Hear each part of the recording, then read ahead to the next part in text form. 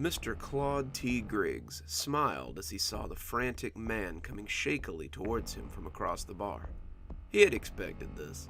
He had sold him exactly what he'd asked for, but not necessarily what he'd wanted. It served him right, though, Claudius thought, as he took another sip from his drink. The man, this Mr. Seraph, had clearly been tricking people for a long time.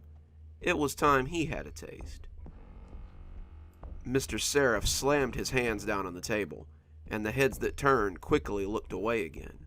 This was none of their concern, and they didn't want to get involved with this wild and unstable fellow. "What did you do?" he whispered harshly. "What in the hell did you do?" "Sold you my talent. It was what you wanted, wasn't it?" Claudius asked, taking another leisurely sip from his glass. He tried to keep the smile from his face as he said it, but he failed miserably. It was just too funny, after all. Libris Talent had contacted him in the usual way. They had seen some of his work online, a burgeoning crime novel about a serial killer and his murder spree, and though it was coming along nicely, it was really more of a hobby. Claudius had things he was passionate about, a career he was striving to advance in, and writing was just a hobby at the end of the day.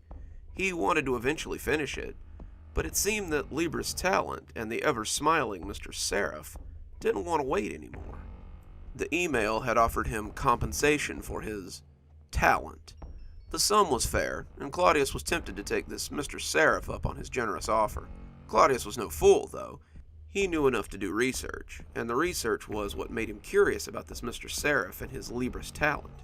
A quick Google search showed him many positive reviews for the company, many squibs about philanthropy and charity, but very little about what the company actually did. Sure, they were generous, but what did they produce with that talent?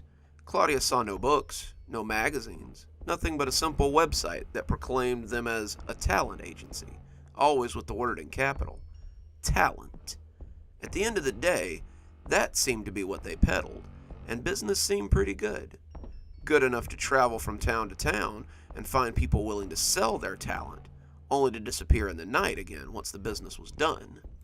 He learned this little fact on a small subreddit, and that was also where he had met a stranger who had information that turned out to be very important. He called himself Fallen_Libris, and he had a good many things to say about Libris Talent and Mr. Seraph. He claimed that the man had bought his talent, and when he had lost the ability to write. It had taken him months to be able to write more than a simple email. His story, his ideas, his talent, they had all been sold to someone else. That someone had used them to expand his small fortune and left Fallen_Libris with a small check and a sense of emptiness that no money could take away. That had given Claudius an idea he had set into motion with his return email. He had arrived at Libris Talent to be greeted by a stark waiting room and a smiling woman whose eyes were just a little too bright as she told him to go ahead to the back. "Mr. Seraph is waiting for you, Mr. Griggs." Claudius had smiled at that. He doubted they were expecting the talent he was bringing. Mr. Seraph was at his desk when Claudius arrived. His smile was wide and bright enough to fall into. Claudius was honestly surprised that his head didn't simply separate in the middle and slide off. On his stark desk sat a fountain pen in a holder and an old-looking book. Claudius thought this was really what he was here to see. Not this grinning corpse or this fancy pen, but this silently breathing book that sat closed before him. "Mr. Griggs," Mr. Seraph said, his predatory eyes following him as he took a seat, "I am so glad that you decided to take us up on our generous offer." That was the moment that he realized he might be in over his head. He was a fox that had suddenly realized how big the bear was, and that he might not be as clever as he thought. For better or worse, he was in the trap now. He could only win or lose from here, and he was intent on not being another victim of this smiling man. "I assume you have looked over our terms?" Mr. Seraph asked, those eyes still intent on him. "Sounds a little too good to be true," Claudius had said, feigning disbelief. "Well, that's the benefit of working with a company like ours," Mr. Seraph said silkily. Claudius asked him what he wanted, what he meant by talent exactly, And Mr. Seraph assured him that it was all quite common. We buy the talents of those who may or may not be utilizing them to their fullest. Your writing shows great promise, but it's clear that it isn't something you value. Sell us your talent, and we will compensate you for it. It's as simple as that. Claudius shrugged and asked how they would proceed. Mr. Seraph opened that hungry book and handed him the pen from the little holder.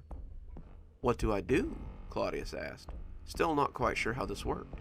"Just let your hands do their work," Mr. Seraph said. From the time the pen touched the paper, Claudius was writing.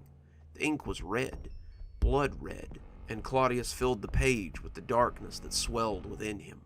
Every grisly murder, every bloody scene, every pain-filled cry, every feeling of dread was perfectly conveyed with gruesome clarity. He wrote until his hand burned, until his fingers cramped, and as his shoulder went numb, he just kept his focus on that wide shark's grin his adversary wore.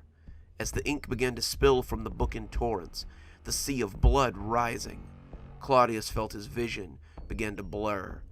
As his legs became wet with the effort of his hands, he let his look of exquisite rapture match that of Mr. Seraph's. When he awoke in his bed, a check on the nightstand, and a feeling of relief within him, he sighed in contentment. It was over for Claudius, but it was only beginning for Mr. Seraph. And now here he was, this ancient engine of destruction, looking for answers to a question that had only just arisen. He wanted to know why 3 writers who had, Claudius assumed, bought his talent, had murdered their families. He wanted to know why one of the most prolific crime writers of the age had decided to kill his wife, his kids, and his grandkids as they visited him for the weekend. Mr. Seraph was angry, he was embarrassed, and now he wanted answers. Claudius supposed he owed him that much. "Sit," Claudius said, smiling again as he saw the irony. Mr. Seraph sat, a vein throbbing in his temple. "You see, when you bought my talent, you believed all you were buying was my writing talent. My writing talent is okay, but my true talents lay in darker places than you could even have guessed. I write what I know, Mr. Seraph, and what I know is murder. Every one of my crimes is something I had written about in my short stories. Every cut, every gasp, every spray of blood was something I had created." As he spoke, Mr. Seraph's eyes grew wider and more concerned. It was all great fun, but it couldn't go on forever. The older you get, Mr. Seraph, the harder it is to maintain that level of brutality. Despite knowing better, murder is often like a mania. You can't stop it. You can only appease it for a time. "So, I gave it to you," Claudius said, grinning like a fool. Mr. Seraph was speechless. "Have you any idea what you've done?" Claudius sipped at his drink and fixed him with a decidedly toothy grin. "Beaten you at your own game, and gotten myself a reprieve from something that would have likely landed me in a prison cell. A real win-win for me." For just a moment, Claudius saw what lay beneath the surface. A flash, the barest glimpse, but it was enough to let him see the blistery old devil who lay beneath the flesh mask. Mr. Seraph had lost his cool for a fraction of a second, and Claudius realized he had won a victory over more than just a dusty old warlock or a talented spook. He had beaten a creature who had been young when his grandsire was first pulling itself out of the primordial ooze. "Well played, Mr. Griggs," Mr. Seraph said, rising to leave. "I'm sure this won't be our last encounter." As he left, Claudius drank his beer in triumph. He certainly hoped it wouldn't be. Good evening, everyone. It's me, Dr. Plague. Thank you so much for joining me for tonight's story.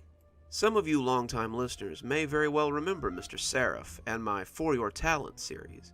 Well, it seems that tonight Mr. Seraph may have bit off more than he can chew and gotten a little bit of comeuppance. Rest assured, I'm sure that he's a character we'll revisit several more times. Let's go ahead and thank our sponsors. Thanks to Leslie Lou Riddle and Janet for being our Spooky Skeleton tier contributors. Thanks to Xaronana for being our Ghostly Reader tier contributor. And thanks to Glen Jenkins for being our Ghost Rider tier contributor. Thanks, fellas. We just couldn't do the show without you. If you too would like to support the show, I highly suggest coming down to Patreon. For just $5 a month, you too can have your name read out at the end of every TikTok and every YouTube video, as well as having your video a day early on Tuesdays and Thursdays. For those of you looking to get a copy of my new book, Sleepless Hours, I definitely recommend the ghostly reader tier contributor like Xaronana. That way, whenever I write a new book, you get a copy on your doorstep, signed just for you. Or, if you'd like to go get one of my older ones from Amazon, I have a link below. I always recommend Stragview Stories, as it's one of my favorite collections of prison short stories. Who knows, we might even soon see a new Stragview series hitting shelves. And as always, thanks for stopping by. Dr. Plague, signing off. Have a wonderful evening.